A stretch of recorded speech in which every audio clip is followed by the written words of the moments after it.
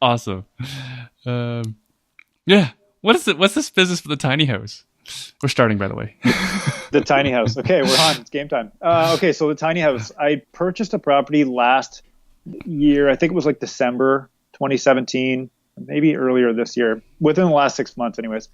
And I bought this house, and it was on a 70 some odd foot lot. And on this 70-foot lot was a normal single family home, and then also this little baby house kind of in the back corner. And I thought, this is interesting. So I'm looking at the way that title is read, right? And the legal description for title is always a bunch of characters long. So I'm looking at the way that this is read, and judging by what I saw in the title description, these were actually whole lots at one time. So I went to pull title, and I went to look at the plan of subdivision from like back in the early 1900s, because this property and particular parcel is so old. And I realized that these were actually two separate lots at one time. And when I purchased it, I could actually take possession as two separate lots. So when I bought one house, I actually ended up with two. Score. Yeah. So for listeners who don't understand, how much value do you think you just gained by being able to acquire it as two properties versus one? Even though it's the same, yeah, whatever entity that you're buying. Yes. But instead of one, you can it's already divided into two. Yeah. Well, think of it this way. So you buy a farm, right? The farm might be worth X number of dollars, and you cut that farm up into a number of different properties. Well, by the time you work that back and send it out to market, right, each particular parcel has livable land value, right? So when you're cutting up a farm, the farm had livable land value, but that was for one person. Well, now you've multiplied that into 2 or 3 or 4 or 10 or 100 different parcels. So in this case, it's the exact same thing: buy by the acre and sell by the foot. So I purchased a lot for what one lot was worth, but in actual fact, it contained double. Are you able to share numbers? I haven't sold anything yet. Okay. So I don't know exactly what the tiny house is going to sell for. Can you share what you bought? Yeah. What you paid for the property?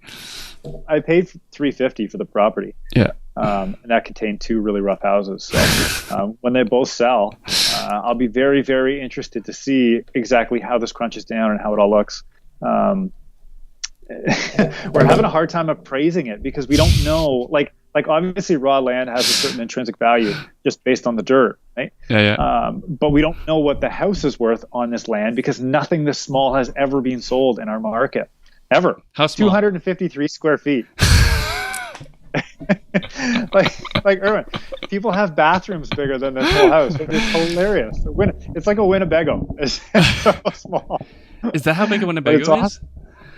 Well, this thing's like 11 by 12 by 17 or so, something like that, off memory. 12 by 17 feet.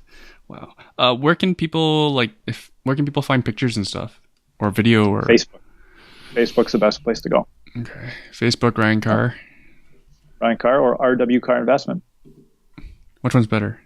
I'm looking at it now. I'm trying to find it now. Yeah, I'm trying to transfer more over to the RW Carr Investment page, but currently there's probably more content on my Ryan Carr personal page. So like me as a friend, and you'll see all that stuff. What if they don't like you though? That sucks. Sucks for me. I have no friends, I guess. Oh, no, you gotta scroll past the coach house and then pictures of our mastermind stuffs and. Yeah, there's lots of content. So whatever project we're working on at the time, in this case right now, we got the coach house on the go, which we talked about a couple weeks back. We got some apartment building stuff and the tiny house and all kinds of different stuff. But right now, the tiny house is where the boys are working, where my crew's working, and we try to get as many pictures up as we can. So what are you doing to it? Is it cosmetic? You you doing anything crazy? Anything second crazy? Suite? No. Vertical suite? No. We can't second suite the tiny house. No, it's like I said, the property is 253 square feet. So we're like, okay, what can we do in this footprint? Because we can't expand, we can't change it, we can't do anything to touch it because it's in a conservation zoned area. So basically we're landlocked. We can't do anything with it other than, this is our four walls. Make it look pretty. So we're doing a lot of cosmetics, kitchen, bath, flooring, paint. We've done some new wiring. There was a loft at one time in the attic. Found a window up in the attic, and the window used to open. There was a little ledge up there, so we redid the loft to make it look pretty. There was a bathroom, obviously, in the house, so we kept the same layout of the kitchen and bath, actually, and it kept the same layout and just put all new modern finishings in it to make sure that it shows the way a modern house should. So would the interior be any different than like an RV? I'm trying to help people paint a mental picture with words. Yeah. So I mean, okay, so for the average person that lives in a reasonably new house, you've probably got a good sized master bedroom. If you think of the master bedroom as the size of this whole house, that's the footprint that we're working with. So 250 square feet, I think it's roughly 11 or 12 by 17. But it's basically a bachelor apartment in a detached house's body, right? So everything we have in this thing is apartment size. So we've got apartment size fridge and stove, which are 24-inch. We have an apartment size washer dryer, which is super cool. It's actually a unit that's all in one. So the washer and the dryer are the same within this little cube. We've got a stand-up shower, pedestal sink, stuff like this to save space. Everything that we've done is it's got a multi-function purpose, right? So, like the washer dryer, for example, you wouldn't see that in modern construction. You'd see stackables or the side-by-sides. But in this case, we're like, okay, we have a closet that's, only so big. What can we use in this closet to maximize, or what can we do in this closet to maximize the space and the functionality of the property? So in this case, on the bottom of the closet is a little 20-inch baby hot water tank, and up above that is the all-in-one washer dryer combo unit.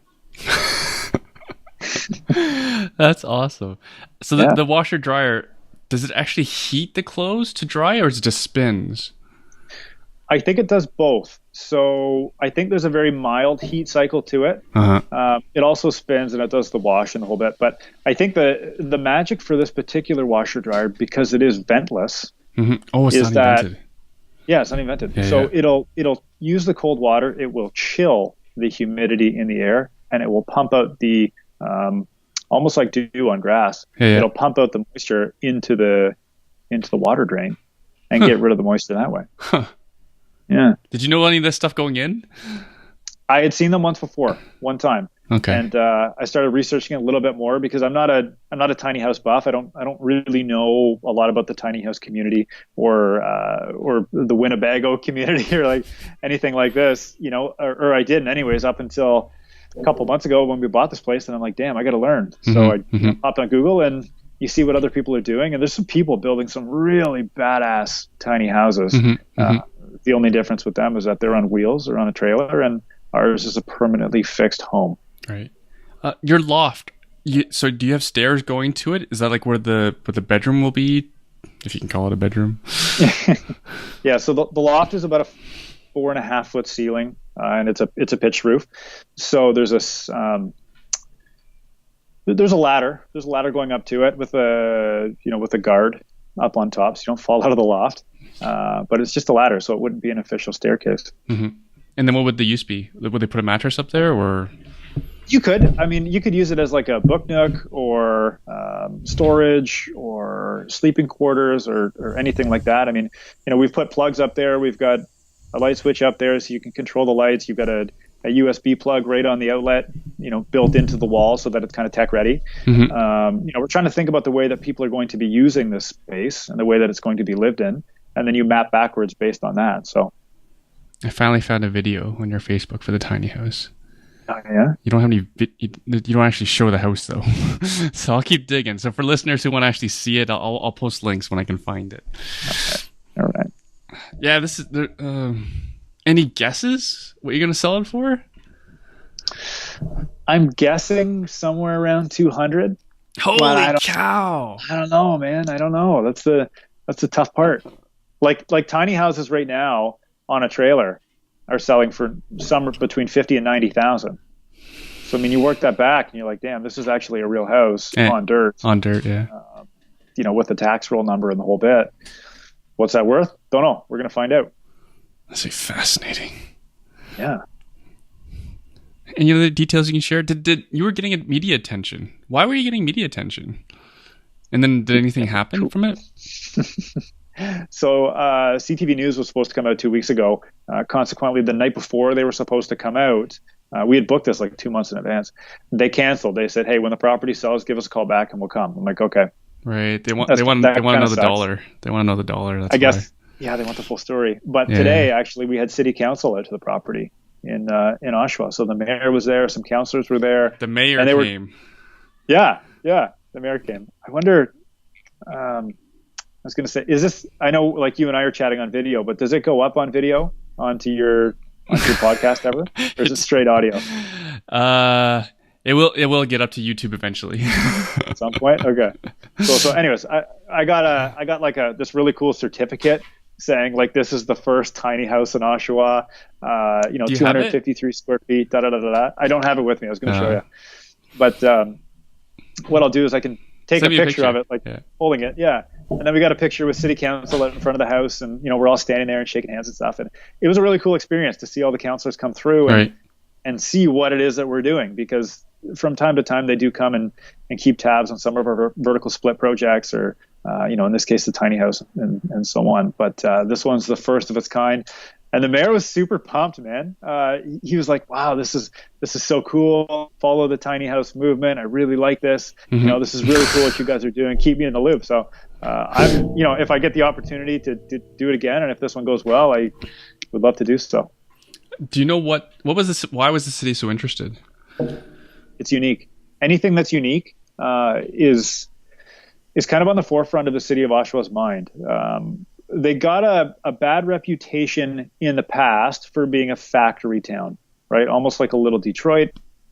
And the fact is, they're actually a very progressive city with respect to, making sure that we're doing new projects and getting the financing in place and making sure the infrastructure is there to grow, and Go Transit and Lake Ridge Health and all of these wonderful things. 407 education. We got a bunch of universities here now, colleges. Like, we're growing like crazy. And on the commercial side, that's really cool. They also want to see it on the residential side to densify, just like every other town in the GTA. But they're active about it and they're vocal. And when they see something like this come to fruition, anything that they can do to help and come out and see the projects and promote, they love to do so. So it's pretty cool to see. What are they doing to help? Right now, it's just word of mouth. So, they came out, they said, "We want to come and check out this place. We want to see what you're doing." And I said to them, "Hey, there could be some opportunities in the future for us to do developments like this. What are your thoughts on that?" He said, "Put together a proposal. Let's run it up the flagpole and see what everybody else's take on it is." Right. He had some ideas of his own today that were really interesting to hear. That might come to light in the future. So we'll see how it goes. We're at the very first rung of the ladder on this one. Fascinating. Yeah. In Hamilton, the city either has or they're very close to passing bylaws allowing for laneway houses. Yes. Every municipality in the GTA has this issue where they don't have enough housing. So, the way demographics go, a lot of people don't really care for larger backyards. So there's opportunity for people to create housing in their backyards, specifically laneways in Hamilton. But how does someone access this tiny house? Like driveway, It's got road frontage.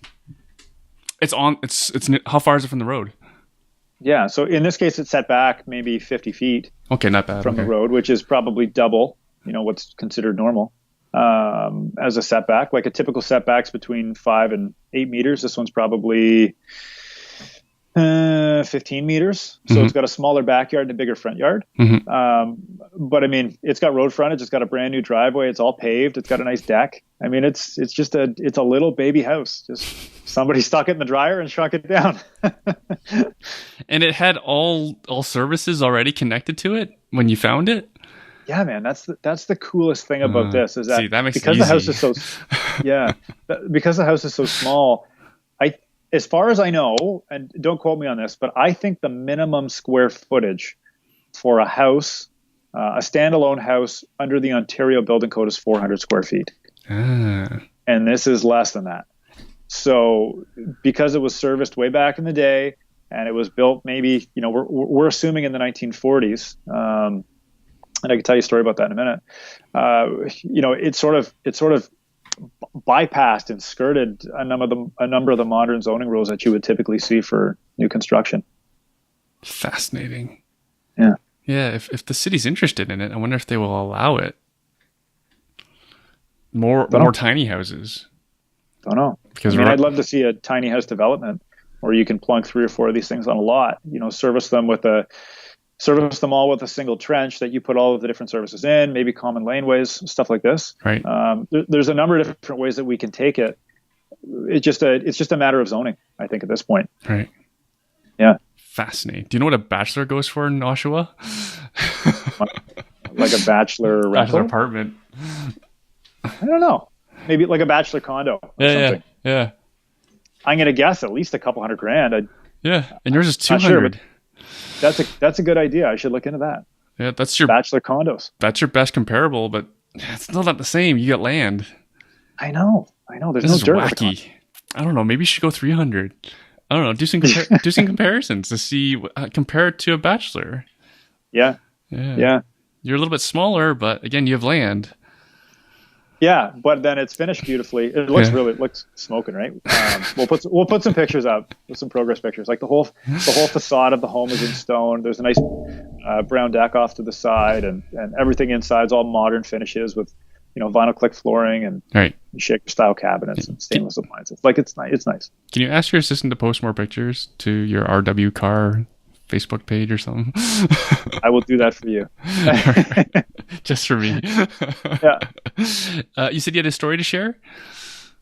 Oh yeah, we were talking about age and zoning and stuff like that. So back when we were doing the demolition on this property, we were pulling up the old floors. And, over the years, floors start to sag and things start to move. So I guess every time somebody had renovated and put a new layer of flooring, they would shim it up with whatever they had, cardboard, newspaper, whatever, right? In this case, it was newspaper. So we're peeling back layers of floor. We're like, oh my God, we're filling garbage bags with all this stuff. And we found a newspaper on the very last layer of flooring from 1942. So all World War II. Yeah, World War II. World War II era. Really cool to see the stuff. We actually kept it. We were able to save it. We're going to frame it. Cool. Yeah. It's not worth anything, is it? The newspaper? I don't know. I just think it's a really cool piece. Maybe we'll hang it in the house kind of as a tribute to what the property once was. The capitalist in me wants you to put it on eBay. Yeah. I'm sorry. I give a lot to charity, okay, listeners, so don't be mad at me for dumping on Ryan's idea to be doing something cool with the house. Very cool. Yeah, tiny house. I'm just thinking, like, is there any chance you can reproduce this? Because this is like you stumbled on a whole bucket of money that you didn't know about. It's like finding gold bricks in a house. That would have been fantastic. Yeah. It's cool. The concept is fantastic. I really like the idea of having detached living quarters, very similar to the Coach House episode that you and I just did last week, where basically what we have here, if you stand and look from the street, you've got the main house off to one side, and then you've got, in this case, the tiny house off to the other. That very, very, that similar thing is almost identical to the Coach House. We've got a Coach House. We've got a tiny house. It's the same. It's 100% one and the same. It just comes down to zoning. Is this on its own lot or is it on the same? If it's on its own lot, it's a tiny house. If it's on the same lot, it's a Coach House. Can you explain? I don't know if you know the answer, but can you explain why this property is okay to exist, even though it doesn't fit Ontario Buildings Code for like square footage wise? Yeah, it's been grandfathered. So in Hamilton, for example, you guys have a lot of older housing, just like we do in Oshawa, where stairways are maybe only 2 feet wide or 2.5 feet wide. Right? Those were built back in the days when that was standard practice. Now you got to have a minimum of 3 feet wide and all the rest of it, right? But those stairs are okay to exist if you don't mess with it. Right. In this case, with the tiny house, this thing was built way back in the day. It was already there. Right? All we did was pretty it up. So I wanted to take it down, but I couldn't. They wouldn't let me. Right. So I said, okay, what do we do to this thing to make it cute and charming and make it look good? So that's what we did. What were you thinking about if you were taking it down? Build a duplex, probably a 2-unit home on a 30 or 35 foot lot. Right, sorry, what's the lot size for the tiny house? I don't have the exact number in front of me, but it's around 30 to 35 feet. Sorry, frontage and. So is that the frontage or the frontage is 30 to 35, and the depth is about 110. Right, I think. But it's a great standard lot size. Yeah. The lot looks massive with the house on it. It does. It does. The pictures will look hilarious. Dude, you pull up on the street, right? And you can see the facade of the house, and it's all done in stone with new windows, and we've done the gardens all really nice. And it's set way back like this palatial estate, and then you get up closer to it, and you're like, "Hey, well, there's only 250 square feet. Where's the rest of the house?" Right? That's hilarious. Yeah, you can make this quite the media event for the open house if you wanted to. I'd love to blow it up. I really would. I want to share it. I want people to come through. I want people to feel it and experience it and touch and feel and see. Because the more exposure that we can get out there for whether it's coach houses or tiny houses or a new format of living, I think it's going to open up a number of different business models, provided the finances work the way that they should. It's opportunity for sure. Have you had a lender look at it yet? Is financing going to be a problem on this? I started working on that today, actually. So we just put a few feelers out to some different lending institutions, asking them, what's your minimum square footage? Are you going to do this based on appraisal, based on purchase price? How are you guys going to view this property when a buyer does eventually come through if we decide to sell it? Very cool. And then what are you doing with the main building that you're, main building, Big Brother house on the property? I don't know what you call it. That property there, actually, we cleaned up and we flipped that as well. It was another cosmetic reno. So we did all the gardens, all the interior, kitchen, bath, flooring, paint, touched up the utility rooms and put all new fixtures in it and stuff like this to make it show well. And did you sell it already, or you're gonna sell it soon?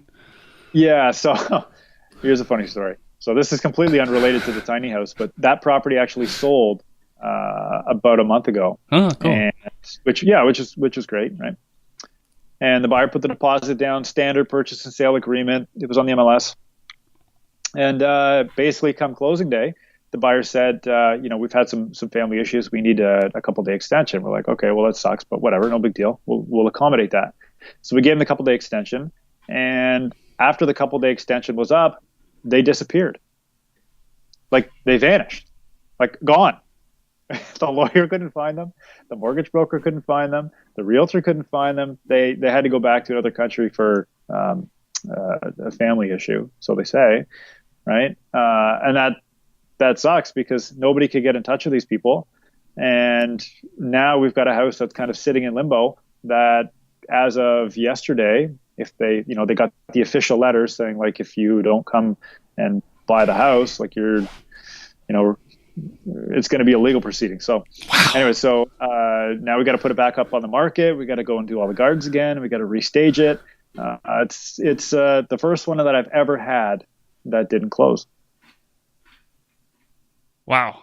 I haven't heard one of these in a while, like years. I haven't heard one of these in years where the buyer disappears. Yeah. Okay. That sucks. Huh. You almost want to time the two. Well, when is the tiny house available for sale?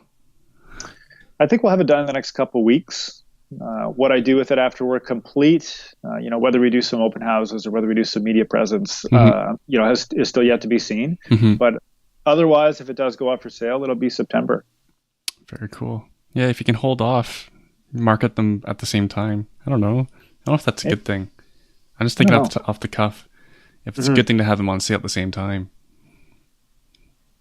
Possibly double the traffic. Yeah. Behind door number 1. Behind door number 2. Yeah. Very cool. So I can't help but ask, how come the decision to list on MLS?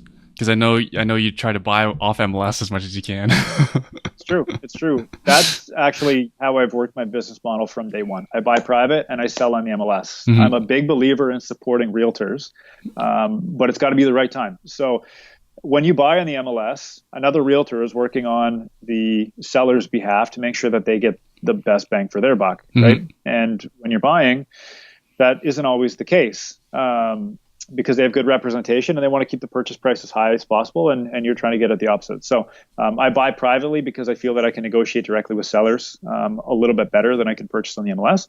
But consequently, when you take a property to your realtor, because they're working on your behalf and because they're taking it to market, they're going to get the most amount of traffic for you. They're going to field all the phone calls. They're going to do all the back end work to make sure that you do get the best marketed sale price that you can get for that property. So I'm a firm believer in paying your realtor well to do what they do. And as long as they're producing for you, keep supporting them wherever you can.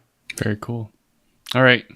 That's half an hour. That's kind of where I want it to be, but I can't believe that you dropped that bomb on me, though. Your buyer disappeared. It disappeared, man. Yeah, it's not common. It doesn't happen often.